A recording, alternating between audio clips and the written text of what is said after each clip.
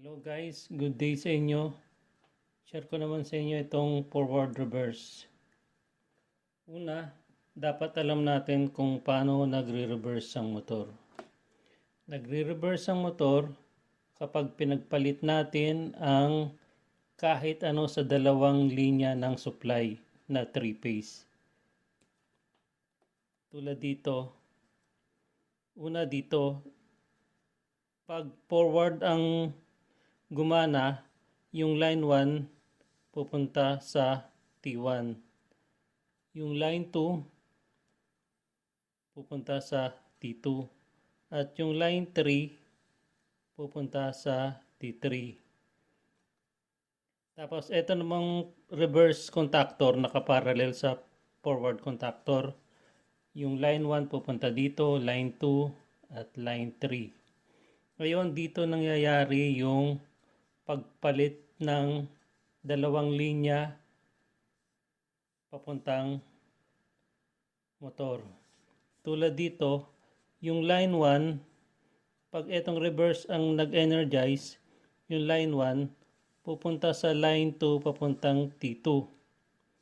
Itong line 2 naman pupunta sa line 1 papuntang T1.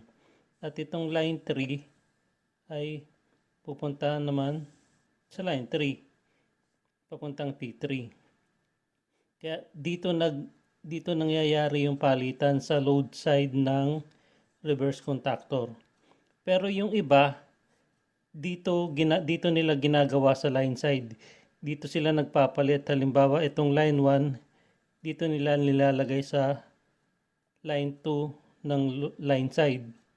Itong line 2 dito nila nilalagay sa line 1. At itong line 3, dito pa rin sa line 3.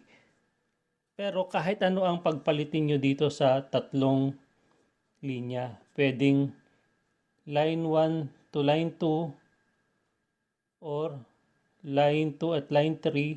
Pwedeng line 1 at line 3 ang pagpalitin nyo. Pero karamihan, kadalasan na na-encounter ko, dito sila nagpapalit sa load side.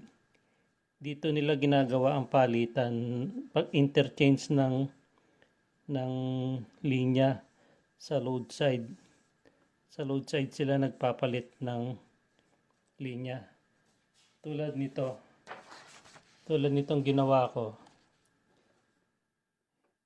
Itong pag forward, diretso lang yung line 1 to T1, line 2 to T2, line 3 to T3. Pero pag reverse ang nag-energize, itong line 1 pupunta sa T2. At itong line 2 pupunta sa T1. Line 3 sa T3 pa rin. Pwedeng pagpalitin mo itong 2 and 3. Yung line 2 pupunta sa T3 at yung line 3 pupunta ng T2.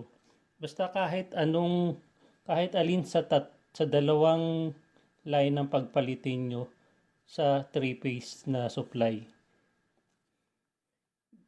Ganon magre-reverse ang 3-phase motor.